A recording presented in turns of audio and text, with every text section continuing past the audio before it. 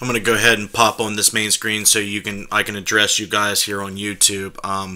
I am waiting to start the show on Facebook. Adam is having trouble signing on to Google Hangouts for a video call. Right now he's restarting his computer. He's trying to troubleshoot, so he may not be experienced at doing that. So I don't know. So sorry guys. I'm just going to sit here and wait to see if he can figure it out. If not, we won't be able to do the show with Adam tonight. So just kind of hang out if you don't mind, and we'll see what happens.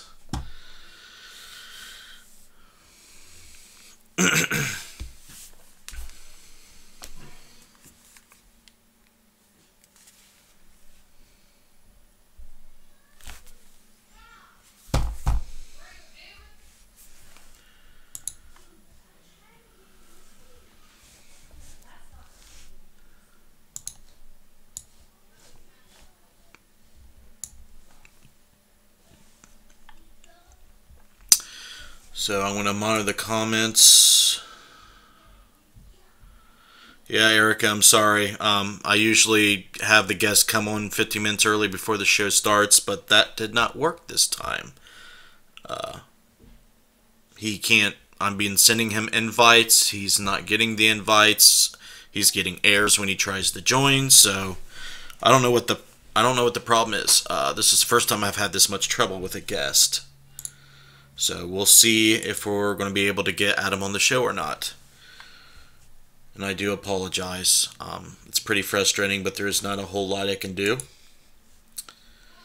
Maybe what I might start doing with every guest is to test the stream for the Google Hangouts to make sure it's working. But I know Adam's very busy, and he probably didn't have time to do that. So we're just going to wait and see if he can join us. For some reason, I'm not seeing the stream on Facebook. I can see it on my mobile, but it's not streaming on Facebook for some reason.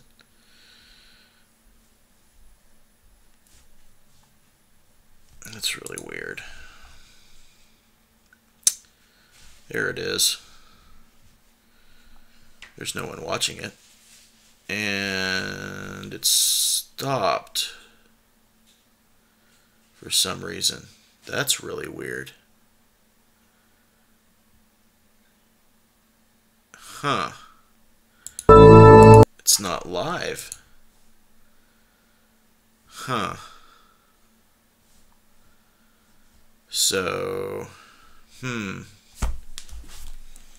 yeah, for some reason it stopped streaming on Facebook for whatever reason. We're having all kinds of technical difficulties. Boy, oh boy. Okay. Let's see here. I want to stop streaming on Facebook and then start it up again, see if that works.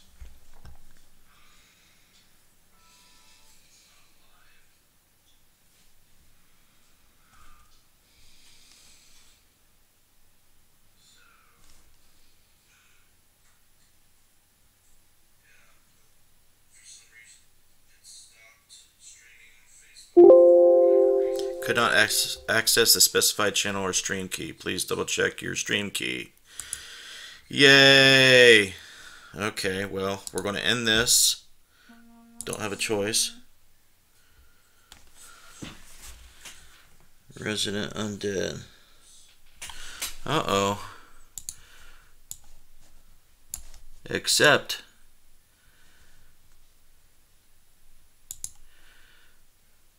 you may have Adam on.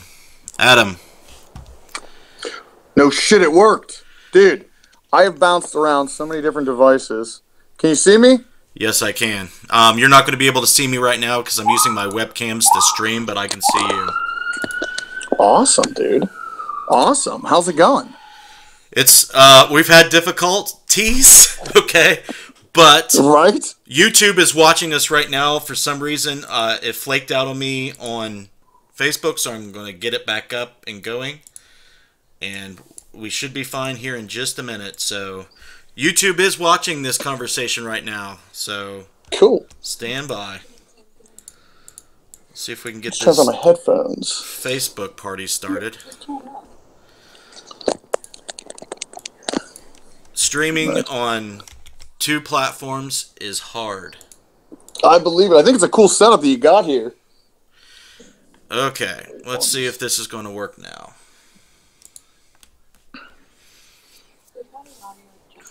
So, yay, Facebook's finally got something going. Wait a minute. Let's see what's going on here on Facebook. I do not know what's going on Facebook. This is weird. Weird stuff, dude. Why is it doing that? Huh. That's weird. It's alright, it's all good. I can still hear you. Alright, well, I might just try to do a whole nother stream here. Yeah, let's just do that. Let's copy and paste some things real quick, just so we can get this going on Facebook. I apologize, YouTube, but I swear to God, I want to get this party started. Just a second. Let me copy and paste all this stuff I put into the show for Adam here. I'm still here. Hang on, just checking because for sound. Okay. Alright, now we're going to go to Publishing Tools. We're just going to start a whole new one and see if that's going to work. Adam, my silver one. Okay.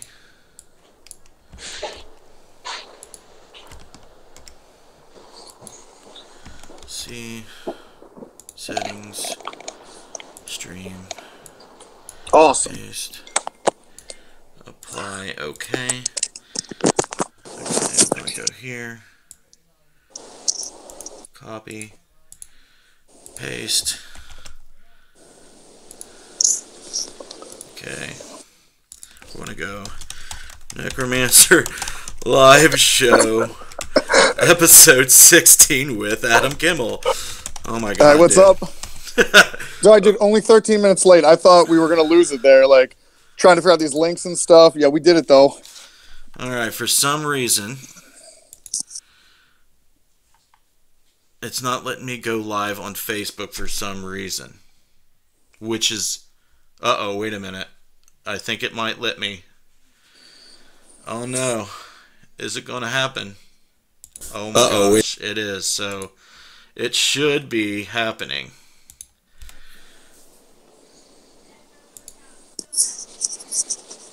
Oh, you got to be kidding me. You got to be kidding me. Oops. Yeah, this is not good. I'm going to have to start over, but it's going to work. I'm just going to have to redo all this again. Awesome. Awesome. What do you need me to do? I need you to wait just for a couple more seconds, and I'm going to restart this again. Awesome. Oh boy. Yeah, this really is difficult when you're trying to do this in a hurry. You cannot screw it up. And I screwed it up when I first started it, so that's okay. We're going to try it again because I want YouTube or Facebook rather to see this, and yeah, it's going to happen. So we're going to go into settings, stream key, hit apply, hit OK. Okay, we're going to start streaming. Okay, type in the title again. You sound like the Rain Man over there, dude. What are you doing? I hear like a bazillion things happening. This is magic. Alright. We're going to try this one more time. Okay. I'm going to go live. Okay. I'm going to go into the intro on Facebook, man. But on YouTube, we're just going to sit here and chill and let... Because I got like a 3-minute intro. It's all fucking fancy and shit. You know... We try to be, you know, cool and everything and flashy with our stuff, but today we're 16 minutes late. That's perfectly fine. It's better than nothing at all. I've been wanting to get you on the show and let everybody that follows me and watches this show check you out and get you on over to your YouTube page and, help you out with all the stuff you got going on in Madison and all that stuff, because I know you need all the help you can get. Absolutely, thank you. Yeah, you're very welcome. So let's pop over here to YouTube and okay. Erica says he hot. Just want to let you know that. Word. I know. Look at me. I do look good, man. I'll tell you what. Damn. Must be the app or something here we're using. Okay. Let's see here. Now we got the intro going on Facebook, guys. So I apologize. You're the very first guest, Adam, that I've been doing this graphics and the OBS broadcasting software on 2 platforms. So they're not just looking at Google Hangouts. They're looking at the full show. So that's why you can't see me, because all my cameras are being used for the broadcasting. Awesome, dude. So just give Facebook another minute and a half here, and then I'm going to start asking you questions, and I'm going to let you talk. Sounds like a plan. I love it. I know you have skill on that. I can talk for a little bit, man. I'm pretty Italian. I'll keep it going. What's your favorite food? What's your favorite Italian food? Man, you know what? I'm pretty simple. Actually, you know what? I just went to this very legit Italian place called Viva Bistro or Viva something. Dude, it was incredible. Best pizza I've ever had. But if you want to talk about my favorite, linguine pasta, Alfredo sauce, and a little bit of chicken. I'm so simple. That makes me happy. I'll be really sleepy. Like, I just killed about 20 chicken nuggets before this interview, and I'm like, I am trying so hard not to fall asleep. Because you know how it is, dude. After you eat those chicken nuggets, like, a nap feels so good. Yes, and I was like, I shouldn't do this. I shouldn't sure do this right now, but I did. Yeah. I know what it's all about, man. Yeah. So, but that is my honest answer.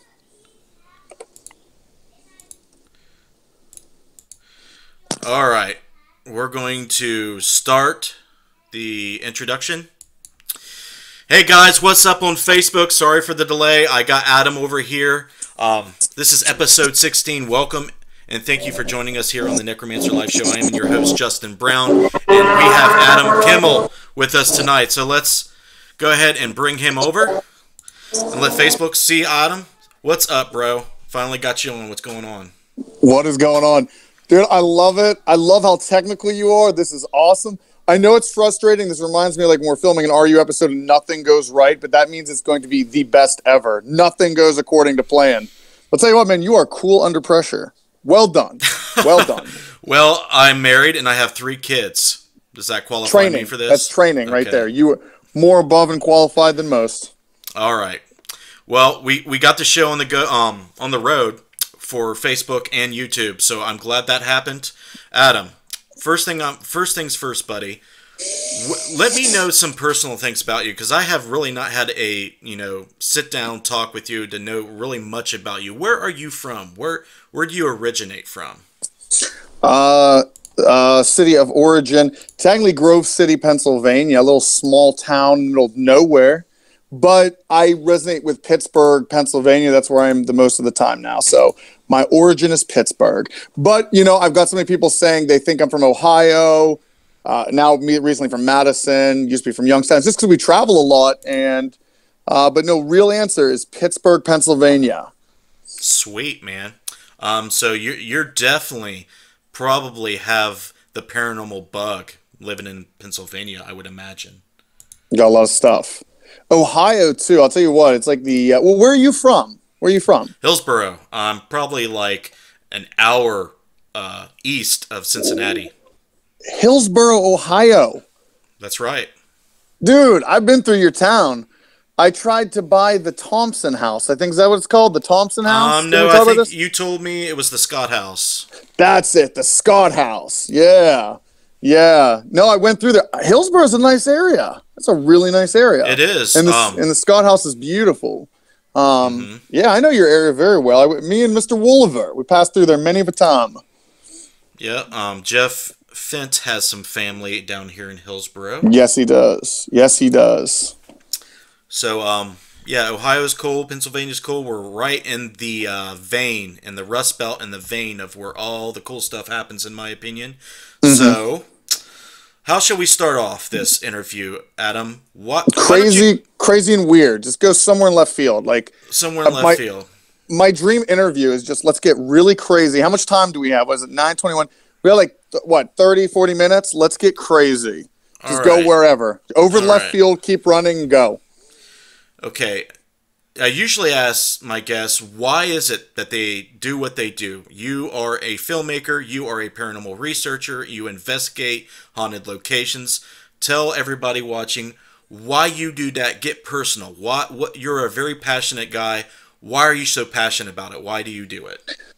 Because I'm crazy as shit. So like to break it down, I got into this in college. Had some experiences happen. And even as a child, I was always fascinated by cameras, love capturing the moment of things because I know there's something so powerful about that. Like we could die at any moment, and it's really weird that the things that are left behind besides that tombstone are things we document, videos, pictures. So I always became obsessed with that from a young age. And then, like I said, in college, I had some paranormal experiences, and that actually made me want to pursue that over my degree in political science and international security. It was, and it paid off. I wouldn't tell college kids to be so reckless. I'm like the black sheep of my family. So I'm not a good spokesman for this. It worked, though. I decided to can the whole college thing, and I decided to pursue the paranormal. I taught myself filmmaking, better. I'm no expert. I'm constantly learning and looking at things to integrate. But for the last, how's it been? 2010, I think I started doing this, and it's been 7 years, even though it doesn't feel that long. But everything's been self-taught. And you know what I tell people is if you want to get into this, just go out there and, explore it. You got to start with cemeteries, I guess, because when I first started in 2010, I didn't know how to get into any locations. Right. And this is when it was brand new, and there's people older than me that were talking about the problems they had, like getting into places. It was more of word of mouth. And I remember the first location, and I felt like I was like king shit getting in there because I thought it was so hard to get into, was Hillview Manor in Newcastle, Pennsylvania. It's actually like 20 minutes from where I grew up. And I just didn't know it was so easy. Like you coordinate people to talk to, and then it was a whirlwind from there. Word of mouth and learning, you just go. Cool, man. That sounds pretty cool. So you kind of started off getting in where you could get in. Did you have a team or did you go solo? What did you do with that? At first, I did go solo. You know how this is. You got to find weirdos like you. And I basically just bought a bunch of camera equipment, things that I read up on, things I saw on TV. I just bought it. And then I realized, man, I don't have enough hands to take all this equipment around. And I've always been a team player. I love the concept of team and building something great. And over time, I had different people rotated in helping me. A lot of great people, a lot of great people that still phase out. They get burned up. Like the paranormal requires a lot. Like it's almost like a full-time job if you're going to do it. You have to get ready for the next filming. You've got to review so much evidence. Like if you don't have the drive, man, you got to get out. You know how it is. Like it's a lot of work. So started by myself and then kept mixing with different people, and then finally got to the stage where I found some really good people that are just hardcore like myself. Talk about them a little bit. Well, how I met Rebecca was really weird. She was on a show known as Sci-Fi School Spirits. It was kind of weird. That's kind of how I saw her. She did EKU, out there in Kentucky, and I was at Slip Rock University. And for some reason, there was only 6 episodes. It was a 1-season show. It was kind of like my ghost story on steroids. Right. And it was pretty cool. I was really, really captivated by her story. And I didn't know any psychics at the time, but something just resonated watching her. And then a mutual friend introduced us because Kentucky's not too far from where we're at. And in the paranormal, everybody knows somebody that knows somebody that knows somebody. So you can find anybody you want from East Coast to West Coast. So I found Becca, and I was really intrigued by some of the stuff she had caught on to at this one place known as the Calvin Center that's out in Youngstown, Ohio. And it was a relatively uncharted territory. Nobody really knew its history. The owner was still learning it, but she picked up on stuff that the owner had said that was kind of documented. Again, no team's really been in there, and I was impressed by that. And then I literally started filming with her all through there. That's it. She's literally one of the best, I would have to say. Really captivating what she captures, and I'm always impressed. I know when anyone watches the show that I seem like, oh, great, Becca, you got that. You get desensitized after a while. She's so good at hitting her marks that you're just like, oh, I'd be more baffled if she didn't hit her marks. Then there is Chris Musgrove. We got to wish him a happy birthday today. Yes, I already did that. Yes, big 4-0. He's a good dude. Actually, he's the one that changed the course of history. I got to give him a lot of credit for what he's done. When you want to talk about altering time and making things happen, Chris Musgrove, as odd as this sounds, is the pivotal moment that took my life in a direction that it wouldn't had I gone anywhere else. This was right after Bio. I had a TV deal with Bio, and it fell through because their ideas are stupid. And I came back from that, no team or anything. I was starting fresh. And I swear to you, out of the blue, Chris Musgrove messages me on Facebook. He's like, hey, dude, watch your stuff on YouTube. This Resident Undead, it's really good. I'd love to film with you sometime. And I was like, shit, all right. I literally, out of all the messages that came through, I answered his. And I said, hey, man, you want to film? Let's go out. You got a place in Indiana. We ended up going to Indiana and really creating an awesome friendship. And he was also the same individual that introduced me to the Randolph County Infirmary out there in Winchester, Indiana. Mm-hmm. You know, it's right in his hometown. So you want to talk about spiraling events. It took that course. Ashley, I've known Ashley for the last 10 years. I knew her from college. She's been the same as I can always recall. Her personality has never changed. And recently, we added Annie Weeble. Do you know Annie from West Virginia out there in the foothills of West Virginia? Annie Weeble, Lady Spartan. I don't think I do. Yeah, she's really cool. We integrated her recently. I reached out to her. She came out to investigate at Madison, actually. And you just click with people. Jeff Fent is like my booze hound. He sniffs people out, always tells me who the best people are to talk to.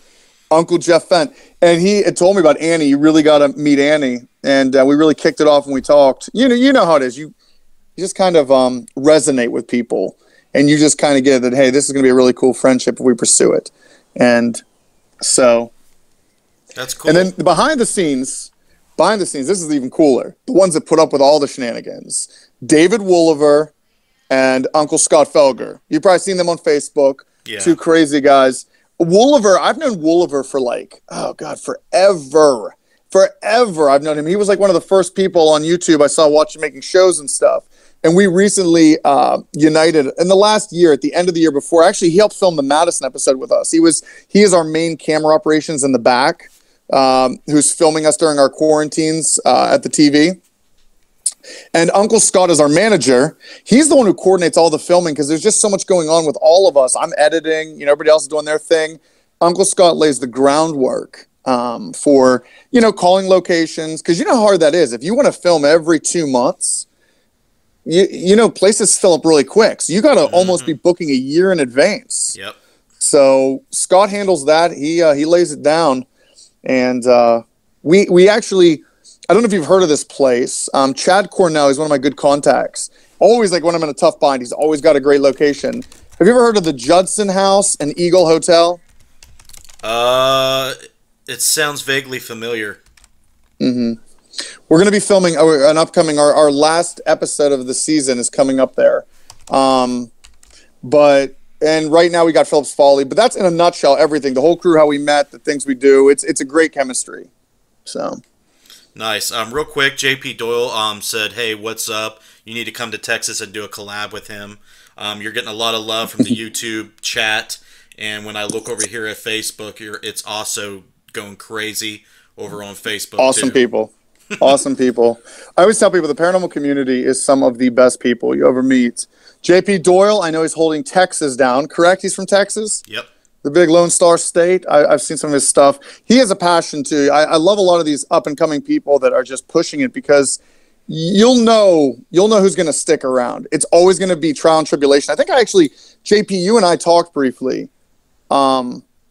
you were struggling a little bit. And everybody struggles. Every day I actually struggle. I was eating 20 chicken nuggets before this, and I was struggling and just contemplating my life. What am I doing? You're always going to have that doubt, because it seems like, do you really see the end tunnel, the end game? Most people think, is it TV? Is it that? Honestly, I want to build an empire, a collective of people. I love the people. I love saving these locations. All of us can come to that. That's why I said I love the paranormal community. The people that have come together at Madison Seminary. It is insane. The people that come together. It's just like, I don't know if you watch The Walking Dead, but it has turned into a modern day Alexandria out there. Just everybody coming together and doing awesome stuff. So why don't you talk about not only your interest and passion in saving, getting the historical places and trying to save them and turning them into something that you want to turn them into. Why don't you really elaborate on your mission? If I could have all the locations, I would. And they're so beautiful. And it's something that's so, where it sparked the first time for me, and it was like a late call into the game. I went to the Gill House in Galion, Ohio. Jeff Fent introduced it to me. There was something, I don't know why, because a lot of historical figures go to the places we've been to. They walk among that space.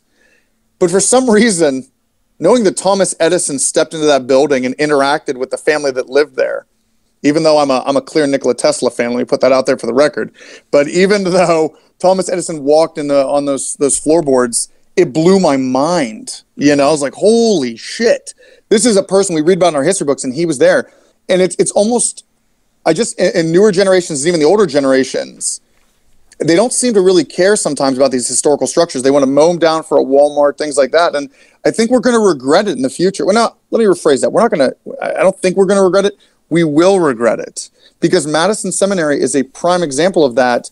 It was in the 80s. They talked about just demolishing this place. That's crazy. That blows my mind, because once it's gone, it's gone. I think a lot of these people don't get that. It's not coming back. We're not going to rebuild it. It's going to be the same thing. Right. So that's the urgency. When I saved the Randolph County Infirmary, Chris had led me the right way. And regardless of what happened there, I've told people that I had a falling out with the current business owner.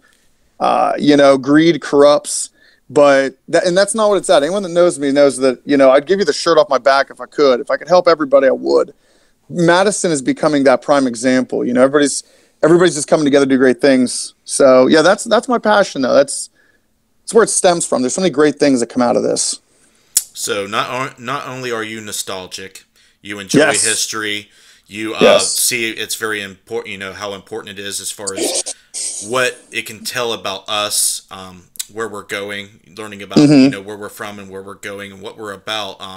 I agree with that. And I think a large majority of the paranormal field feels the same way with the locations. It's almost like a character, and it almost has a soul and an essence, just like we do, just like anything else. So people are very affectionate and passionate about it. So I think that's great that you do that, and you got balls, brother, to go all in on these places and to meet up with all the adversities and take them on.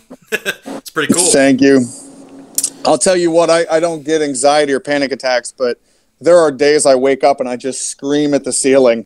Actually, I'll tell you what, I was reading this thing about like the 10 top richest people in the world and their morning routines. That's literally what I do every morning. I yell at the top of my lungs. And it is the best stress reliever, because then I got to take calls out the ass of just the legality. I just tell people that want to get into locations, it's not as glamorous as it looks. Like, luckily in Madison, the tides turned. I met a lot of good people there. It started off rough because I don't think they understood what I was trying to do. But I've made a lot of good, friendships now with the community and with the political bodies there, departments.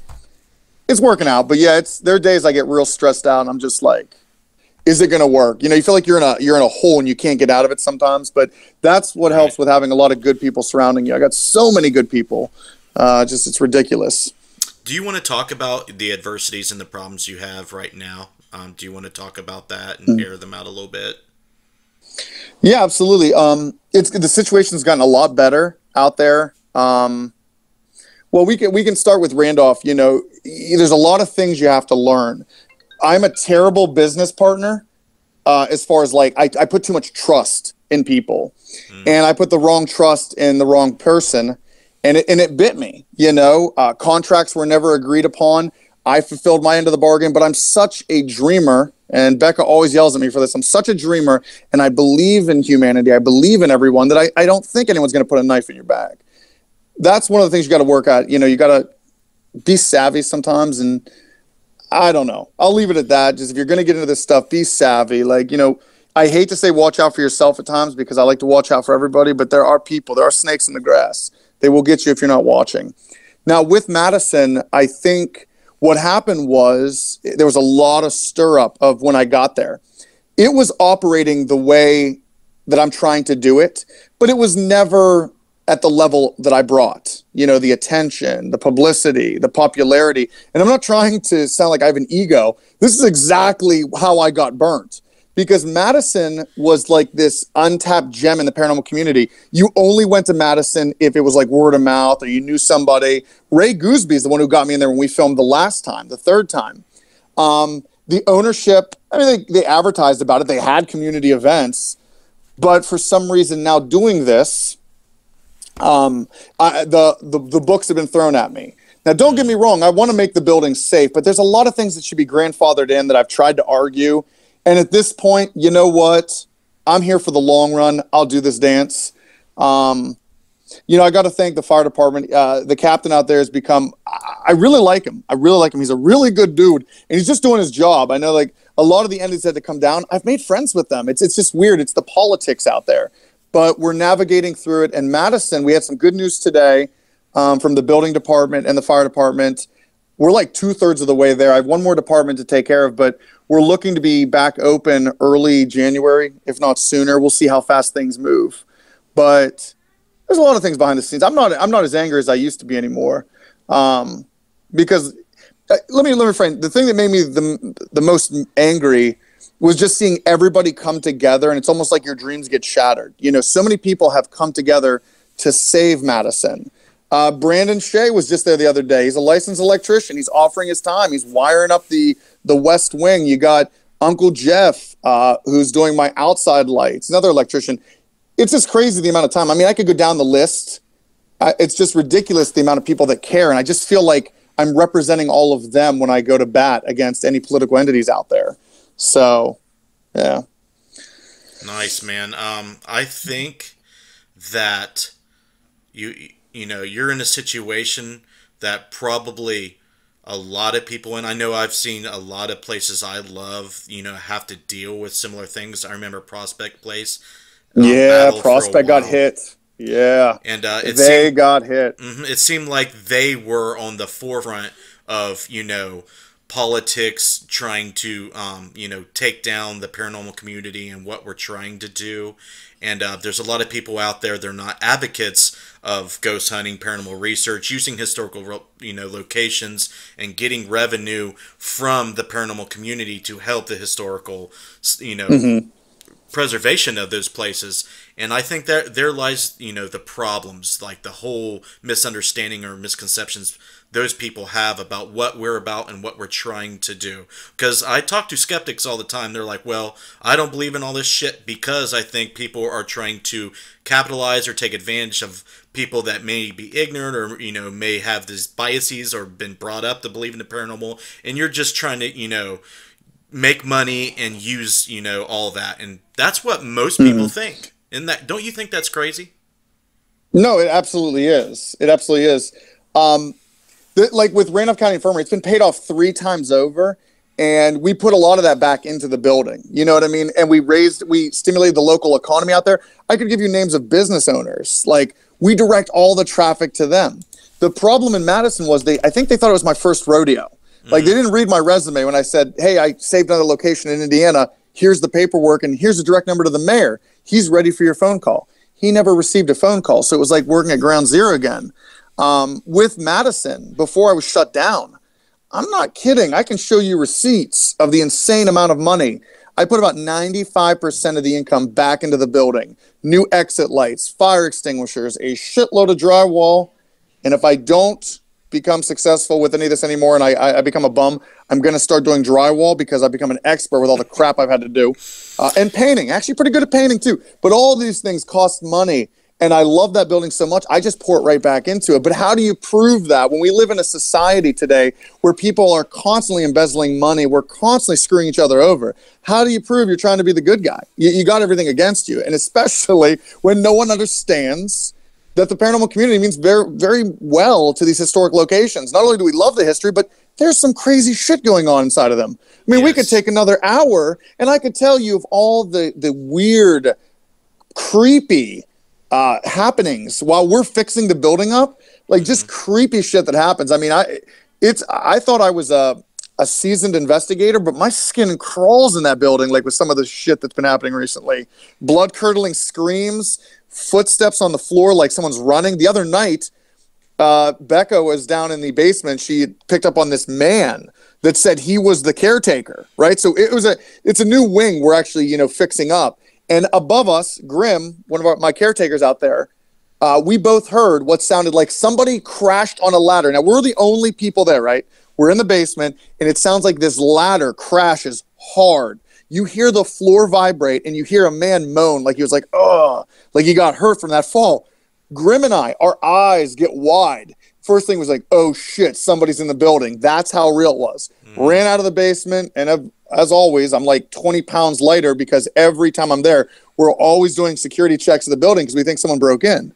Right. We got to remind ourselves that this building is haunted as shit. And, so. Many layers of history in places like that. Yes. When it serves, different, things over the years, there's so many different layers. There's so many reasons why people won't let go, or people, maybe it's not intelligent. Maybe there's just so much residual stuff arcing back to us now, phasing in. It makes places like that incredibly active, in my opinion, and that's why we should use those places for research. I mean, because they're rapidly disappearing. We need that field of study, and if we don't preserve them, what are we going to do? And I don't think I think we're ahead of the curve when we're seeing this, is that we are losing them. Anyone that's ever seen the website Asylum Projects, you've heard of this website? Yeah. It's Asylum Projects is one of the places, I used to try to find places through that. It's not a very well-kept database, but it is insane the amount of places that have been demolished because they're not, up to code. They're not getting their historical grandfathering. People are not respecting the National Registry that's on it. Like, we're losing them. And they are the greatest places for this kind of research. Madison alone has 100, actually to this date, is exactly 170 years when the old Civil War side was made. It's just that how much history is pounded into that. Like, you get it. Yeah. There's so much there. You know? I totally agree with you, and I support you 100% with everything that you're doing. If we had more like you, I think we'd be in a better spot, but we are still trying to get rid of the bad things that people see us, and I think there's a lot of people out there, unfortunately, that give us a bad name, so we have to combat that as well. But we're still going to fight. We're still going to keep going, and we're going to eventually find some answers. Quick question: how close do you think we are to bridging the gap between science and the paranormal, and getting those materialistic motherfuckers to listen to what we're saying? What can we do? How close do you think we are to bringing them what they ask? That's a deep question, dude, and I like it. I feel like 5 years ago I was in an interview and someone asked me that, and I was like all naive. I was like, it could be tomorrow. Shit, nah, it's not going to be tomorrow, but I will tell you, we are making huge strides. Uncle Jeff uses the GeoBox, and there's always new technology coming out. There's always new technology, but I'll tell you what, Uncle Jeff has brought the GeoBox out to Madison quite a few times, and just the instantaneous communication that we're getting is light years better than when I started back in 2010. We didn't have GeoBoxes. We had digital voice recorders, cameras, and I think the RT recorder was just coming out maybe a year later, real-time recorder. You can see the development of this technology. I always say, when we do public events, the public's always interesting when you're dealing with the mainstream public. I always make a deal with the ghosts. And I know this sounds crazy, but follow with me. It's actually been very successful. before public events, I tell the spirits what's going to happen. I'm like, hey guys, it's me again. A lot of noobs are going to be coming through, and they're probably going to scream a lot. They're probably going to get scared. But if you can communicate with them tonight, there is the possibility that we will spark the interest in one of them. Because how did you or I get into this? You know, like something happened where it's like, whoa, holy shit. And then we decided to pursue that the rest of our lives. Like, just let's do something. Now, I'm not at the stage where I can invent the equipment. I know people, but I can't. I'm not in my basement tinkering around, but I'm in another front. I'm saving the locations and showing people. But then you've got the people out there that are building these new pieces of equipment because they were sparked into it. So I always say from the public events, maybe out of like the group of 20 or 30 people we have, maybe you'll convince somebody to go home and be like, you know what? I'm going to tinker around with this radio and try to create the next piece of evidence. Because, listen, Sony or whoever doesn't have like a technical support hotline for their ghost hunting equipment. You know what I mean? Like, this is an underground movement. So we need a lot of underground scientists, which we do, pushing the envelope. And we're getting there. Now, to answer your question, how close? I'll tell you what, every year I keep seeing new leaps and bounds. But here's the real question. Do they even know what they want to tell us? Are they trapped in some kind of causality loop? Or it always seems like what happens at Madison, it's almost like time. It's not linear, but it's almost like a yarn ball. And it's, you know, you can't trigger at the same time. I can't say at midnight exactly on the second floor, you're going to see Elizabeth Stiles. Right. No, but it's weird how it's just like at the most random moments it comes through. But what can we learn from that? What do they have to tell us? What is it like on their side? I don't know. But I think it's going to be exciting when we do find out. And then there's the other side. Do we want to know? You know, I don't take it from a religious point of view, but even from a scientific view, what are we dealing with on the other side? You know, it's intriguing. I do want to know. Well, it could be many things. I've never felt in my whole 38 years on this earth that it's just one thing. This is one thing that's happening. It's, you know, many facets of possibilities that are happening if you consider, you know, the infinite nature of everything. I think there's quite a few things that are happening, but to kind of add to the question I asked, there's a lot of limitations right now. Money, resources, educational, and, you know, people that are knowledgeable enough to apply all the science that's needed to understand it, to present it to a scientific community that will see it as legitimate, you know, stuff. So if you look at it that way, and you look at skeptics, I mean, they'll tell you, well, I haven't experienced anything. A small portion of them probably did experience something, but they suffer from so much cognitive dissonance that they'll deny. It causes them too much stress. Maybe they fear the paranormal too much, or they just don't want, it doesn't align with what they want to believe is going on in reality. But the others, they haven't experienced anything. So I thought it was interesting that you said, hey, go to these places, spend some time in them. Maybe if you don't think something will happen, learn to appreciate the history, learn to appreciate the location, connect with it, learn to connect with it. Okay, because a lot of these people are detached. They're disconnected. And it's a problem. But I think, you know, if people will allow them to be somewhat spiritual, to be somewhat connected to these things, I think doing that and trying to somehow find resources to do things. Like, I spend all my time trying to figure out how to apply science to my research. Now, I have a lot of theories, a lot of hypotheses. I need testing to be done. So I kind of push on my ideas to people, like, hey, Adam, why don't you go up to Madison Seminary and put this cloud chamber up there and see if you can see any, you know, subatomic particle decay ionizing the nitrogen and oxygen gas, and maybe that will explain some of the manifestations we see, or, you know, something like that. So I think that we probably are far away from finding concrete answers, but I think that there's enough, you know, push behind trying to do that that's going to propel us into eventually getting there. Yeah. You know, and like you're saying, I think it takes a very brave person to do what we're doing. And I don't mean that for the scares, but as humans, we're programmed from birth. We're taught, you know, it's almost black and black and white. You know, you're raised into this, and it takes a very brave person to question what you've been taught. It's scary. Some people would rather take the straight and narrow and know that they're safe and they have that comfort zone of like, okay, this is what's going to happen, and this is what I was told. But great human discovery hasn't happened by staying in that slow lane.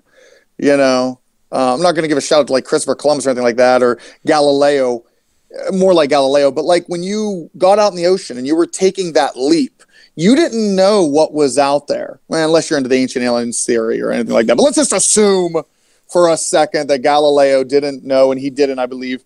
And just sailing the ocean and not knowing what's out there. Some people, this freaking flat earth crap's out there, and people saying this. But like, imagine if it was a flat earth. You could fall off the edge. What a brave soul it takes to dare that. And with this research, I think it scares a lot of people. So I don't antagonize people that are skeptics. At the end of the day, I think they've got two reasons. Either they just are so set in their minds that this can't be real, or they're honestly terrified. They don't want to know what's talking back. There is something intelligent. There is something in the night that moves around in the darkness. It is intelligent. I don't think they want to talk to it. But it's going to take a lot of brave individuals to go out there and do that. We need to know what we're up against. So... yeah, well, I don't know. There's a lot of people out there that have lost, loved ones, friends. They really want to know, what lies beyond that veil. What, are they still there? Are they gone? What is still there? What is over there? All those things. And I like what you said about the whole conditioning people go through with this type of culture in America. Yeah. And it's not like that everywhere. There's small patches, all around that are drinking ayahuasca brews and tripping their nuts off, and they're in the spirit world quite often. In Brazil, I believe. In Brazil, the ayahuasca. Yeah, well, I've heard about this. There's people traveling down there to have those experiences, and they're testing it with people that are drug addicts, and they're bringing them out of drug addiction with these, resets of ego and the mind. So there are fringy stuff out there. There still harkens back to all those things, but the conditioning is a huge problem, and I like that you brought that up. And maybe that would explain why younger people have, these experiences, these unconditioned experiences that they're bringing to their parents or that they remember from their childhood. I think that's interesting. It is. It's the hardest thing when you find somebody who's conditioned. The best person I could run to is someone with an open mind. Just have an open mind. I think I remember after I left college, even growing up, I stayed the straight and narrow. I was always into the dorky stuff. I was a huge Trekkie.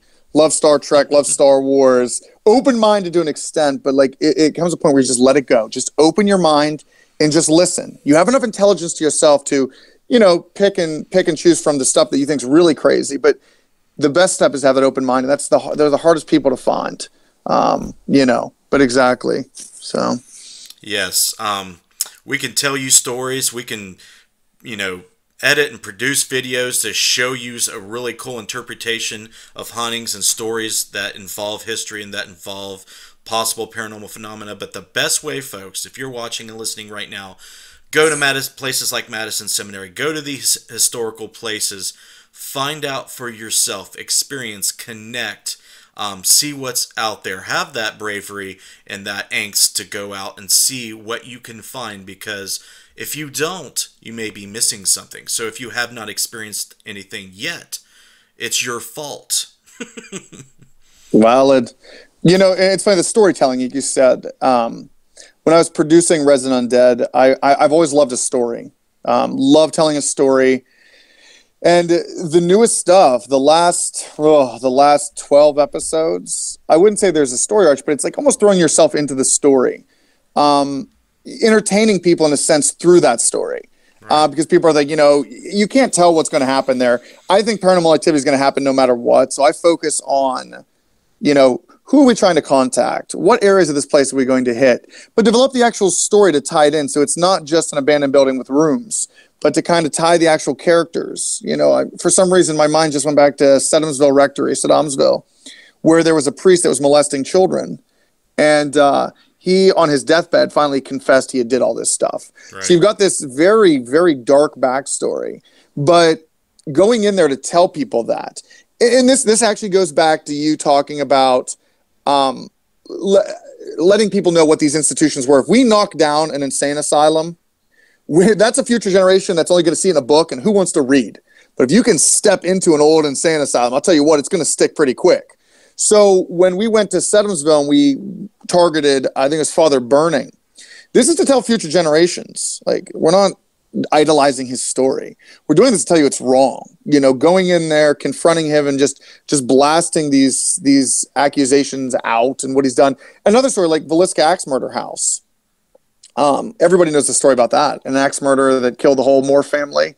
That was interesting. And the two neighbor children, the Lena and Ina, I think it was it, Lena and Ina. Well, when we went there, we took a very interesting approach because the spirit, there's never been a confession. But we thought, these spirits, these negative spirits attach themselves to locations. And I believe what's haunting Villisca is a spirit that has turned that house into its own Disneyland. Because when people go there, what is it? What are they remembering? People are bringing up the murders, and we went there to bastardize him, bring it up. And we said, that's what the whole great thing about the ripples. Half the time the ripples are improvised on the spot. Like, we make those up as we go because you kind of think, what's the direction of the investigation going? What do we think will spark more if we, reenact a doctor nurse thing, or if we do this? Well, in Villisca, and for people listening that have not seen what a ripple in time is, it's where we recreate the past. Because I believe we maintain that human memory. Isn't it funny when you hear a song and it takes you back to like your teenage years, or you smell something and it takes you back even farther? Mm-hmm. Smell like an old deodorant that you use in 8th grade. And let's say you haven't used that deodorant since 8th grade. You smell it again, it's going to take you back to your 8th grade locker room. It's weird, or you eat a food you haven't. It almost takes you back to the last time you remember eating it, or a whole smorgasbord of memories come flying out just from that one sense. Well, with seeing things, I think when we recreate something, we spark something in the dead. They could be docile for all we know, just not moving and just kind of watching. But when you bring something that hits home to them, I assure you, 10 out of 10 times, they're going to do their best to react to you.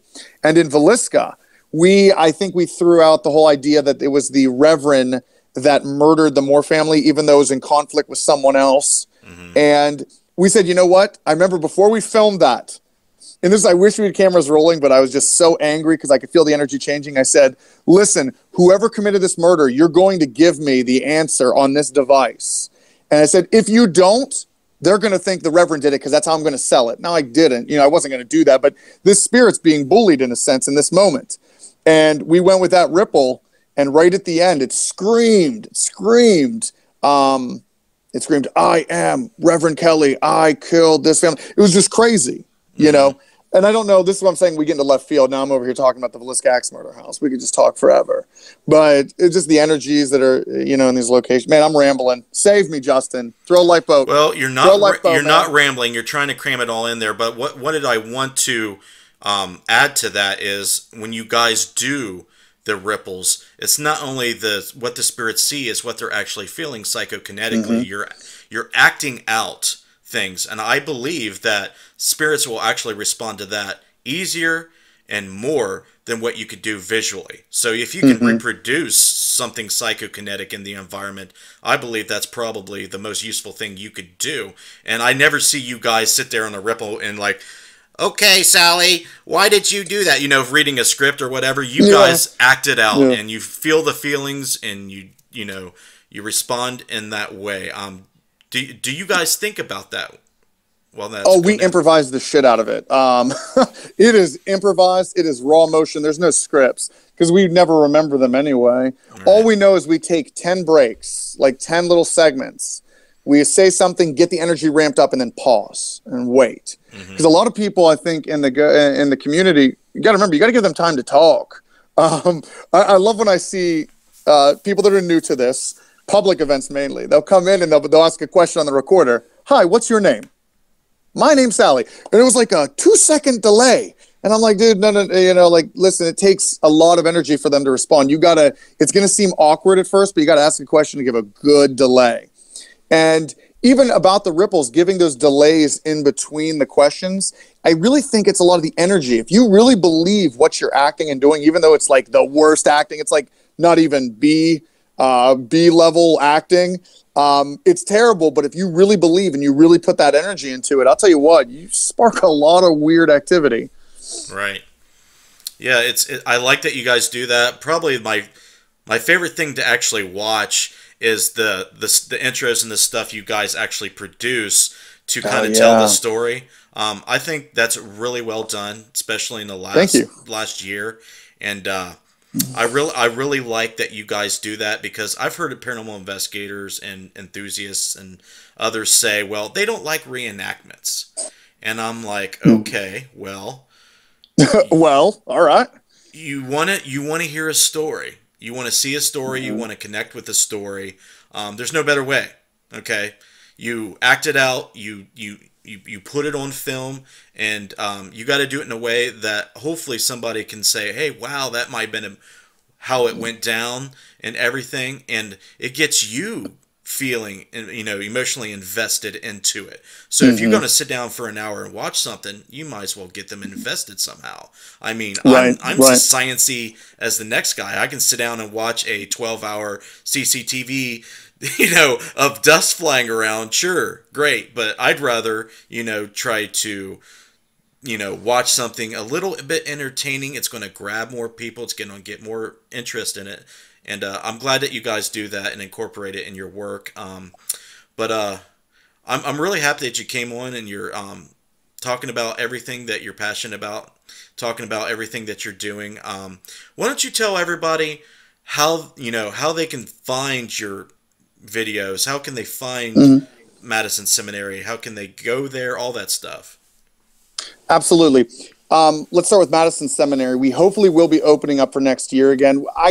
I'll be making a big announcement on that soon once I figure out what's going on completely.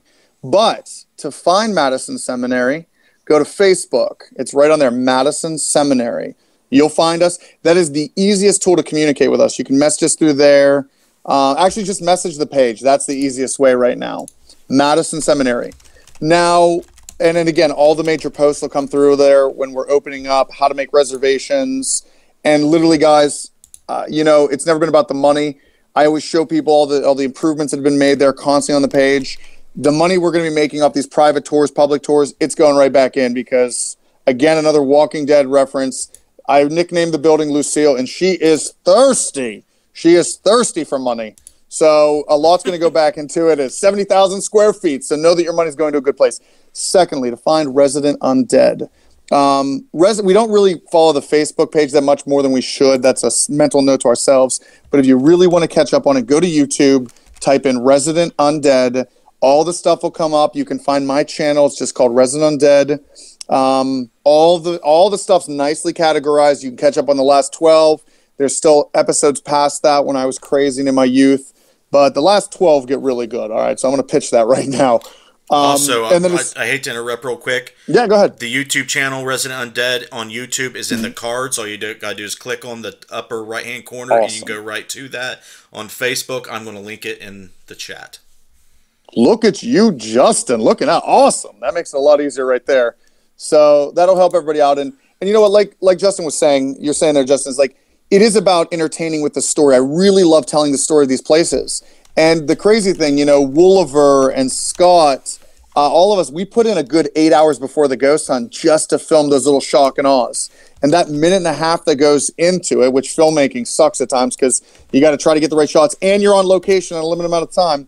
Those first minute 30 are designed to get your attention and get you thinking whoa, what's this about? Like the Madison episode, it goes back to the Missouri-Kansas border and then it ties into the history and you're thrown right into it. This is how it's going down. So anyway, those are the two major ways to reach it. You can find all of us on Facebook as well under our names. But that's really it. We're very easy to communicate with. We love feedback. And Justin, thank you for reaching out. I know we talked about this for a while and setting this up, and I'm really glad. I heard a lot of good things about you, and I'm glad we got to hit it off and start talking. So I want to know if Jeff actually asked you to get on over here on Necromancer. Did he say that Justin told me to tell you that? Jeff has poor Jeff, dude. I feel I still have to reunite my nephew and uncle status. I scared the shit out of him at Madison. I scared the shit. It wasn't even my fault. It was Grim. as one of the caretakers out there, like orchestrated this huge scare tactic to like, we were messing with Brandon Shea, right? Oh, I almost lost an uncle over this, dude. I almost lost an uncle. I was so mad at Grim. It was so well orchestrated. And Jeff and I, it took him for a while to like call me back and stuff. Like Jeff's like slowly weaning back into it. It's like, nephew, you're a dick. But I will admit in Grim's part, it was a really good, like, you know, the whole like running through the hallways, making things paranormal, because so much real stuff happens there. And it was like, yeah, it was a well orchestrated. That's another show. But no, I heard a lot of good things about you. Jeff, like I said, Jeff advised me ever. I think Jeff did say stuff. Like I said, he's my advisor. I got like 7 advisors in my ear. I always heard good stuff about you, Justin. All right, well, I'm glad. There's a lot of muck raking and dirt and always they're always going to be. Yeah. I always, if I feel that, you know, there is a chance that I can make something good or find something good about a person, I'll bring them on the show. I know I have guests on the show that probably don't like the other guests I've had on the show, but I don't play that game. You're in that business, though, Justin. You're going to have... You can't... I think what's great, and I know I've seen some of the guests before, and it doesn't matter. It's scattered across the board. I think the paranormal community is still a lot of egos. You know what I mean? There's always going to be bashing of heads.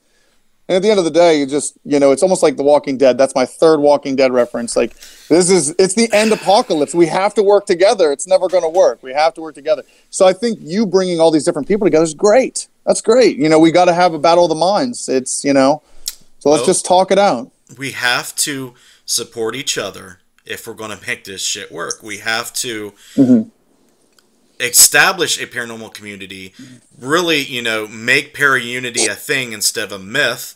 It is a mythical creature. It is a mythical creature that has come out. People try to shoot arrows at it, but it's still elusive. Like I say, with the paranormal unity thing, I think Madison is one of the great examples I just love. Ask Jeff about this, and some of the people I hang out with, it's just such a good environment. Nobody feels better than one another. I hate to even say I'm the owner of Madison, because so many people have come forward to put work into that. It's just, that's real paranormal unity. And I always tell them, hey, we're going to do this again. We're going to get another location. We're going to just keep doing this, you know, until we create the perfect environment for everybody. So while I'm thinking of it, let's plug. Do you still got a GoFundMe page for Madison? Yes. You know what? I don't have the exact link to it. I think we have $1,800 to go. And there was some amazing stuff. The fire department out there is letting us put together a fire plan, but I still have to put money towards that. They've granted us another almost 12 months to get this system in place. Like I said, people that didn't know, I got to put a brand new fire system in. Understandable. I want the building to be safe. And for our use, we're going to need that.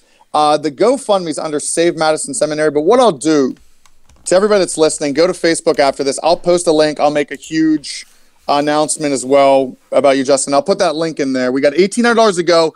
We're going to get there. We're going to make it. So that money will be used correctly and like everything else. So, yeah. I put the links in YouTube and you Facebook. Got it? Yeah. Awesome. Dude, you're like the Oracle, man. You're the Oracle. I feel like I'm in the Matrix right now. I'm referred to as Google by a lot of people. Google.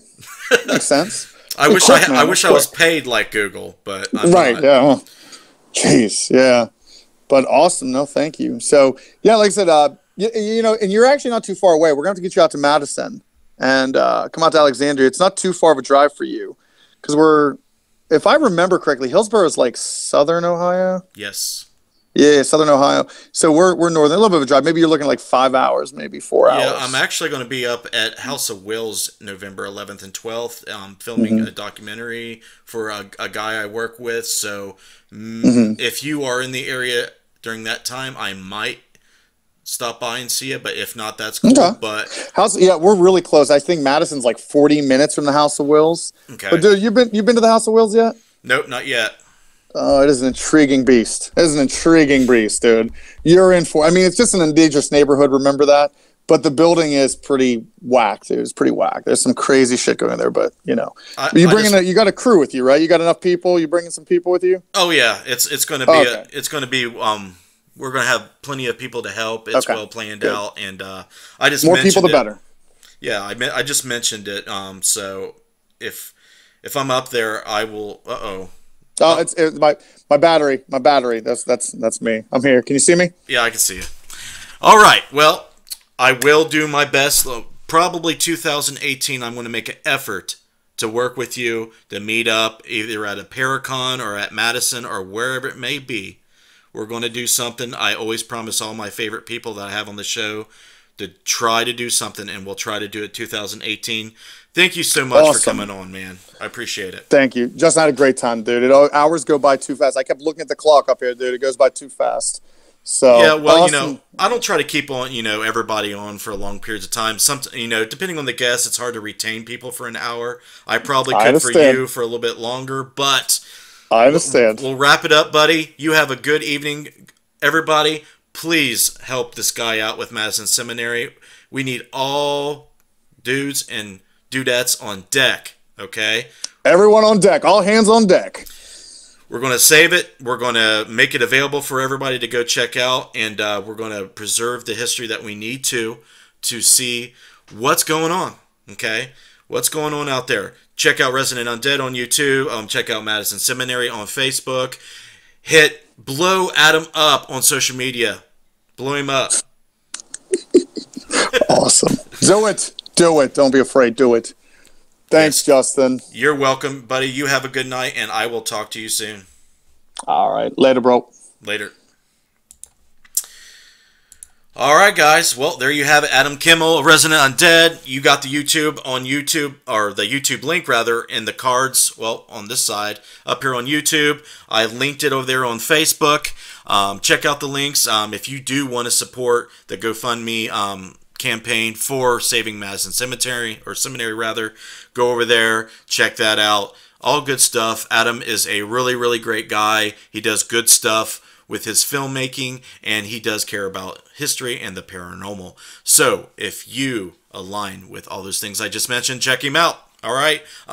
Next week on Wednesday, we have Nicole Novell. Is that how you pronounce it, Nicole? I'm sorry if I butchered your name, but Live Paranormal is going to be with us. Nicole from Live Paranormal is going to be with us next week, Wednesday at 9 p.m. EST. Please check that out. Please check my work out at interfacedeath.net.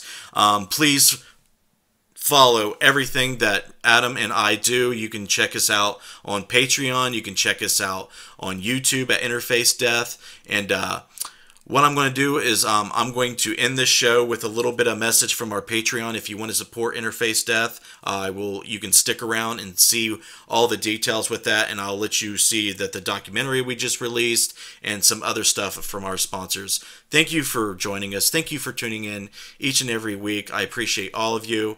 If you're interested in being a guest on the show, please contact the Necromancer Live Show Facebook page, or you can email me at justinbrown@interfacedeath.net. Okay, guys, you have a good evening, and I bid you farewell. Hello, friends. This is Justin Brown, the founder and lead investigator of Interface Death, and I wanted to start off a new Patreon campaign for our YouTube channel and other content we create on the internet. And I want to tell you a little bit how you become a Patreon. We have 3 new tiers that you can choose from. The lowest tier is a Death Tripper. It's pretty much a basic fan of Interface Death. You can donate $1 and just $1 alone per month, and you'll get shouted out in live streams, listed in the credits of our videos, and be put into our fan club Facebook page. And you'll get exclusive content offered there that not all follow. Shouted out in live streams, listed in the credits of our videos, and be put into our fan club Facebook page. And you'll get exclusive content offered there that not all, followers of Interface Death get. So, just donating $1 alone would be so helpful to us. We're reaching 1,000 subscribers on YouTube, and if every subscriber donated just $1, we would definitely be in a position to offer the very best content we can provide. I want to upgrade to 4K video next year and high full HD live streaming, so we can use all the help we can get just by donating $1 a month. The next tier is called a Death Night, and $25 a month will get you a free t-shirt that's an official Interface Death team t-shirt and everything else a Death Tripper can get. And if you really, really want to donate more, we have a $50 tier that will allow you to enter a pool. yearly to suggest where we should investigate and live stream from once a year at any location that can be booked and that can be investigated legally. Okay, and whoever, whatever is the most popular location to investigate out of the pool, that's one we will choose. So if you are a Death Angel, you get that privilege plus whatever Death Knights and Death Trippers get as well. And I would like to see a lot of people, you know, getting on the community of our Patreon account and, you know, interacting with us and, you know, giving us some kind of support that you wouldn't normally be able to give us. We need you guys. This stuff is very expensive and time consuming, and every little bit helps in this endeavor. We go to very expensive, very, you know, notorious haunted locations. We do a lot of real paranormal research out there. So all this money goes right back into our research and all the funding that we do in the group. So if you are a huge fan of Interface Death and you would like to support us, you can jump on our Patreon and support us that way. I will provide a link in this video if you're watching it on YouTube. And please jump on board, guys, because like I said, we really need you, and I want to see what kind of support we're able to muster at the end of 2017 and going into 2018. Okay, you are in my thoughts. I appreciate all the continued support I get, and I will see you all in the next live stream or the next video.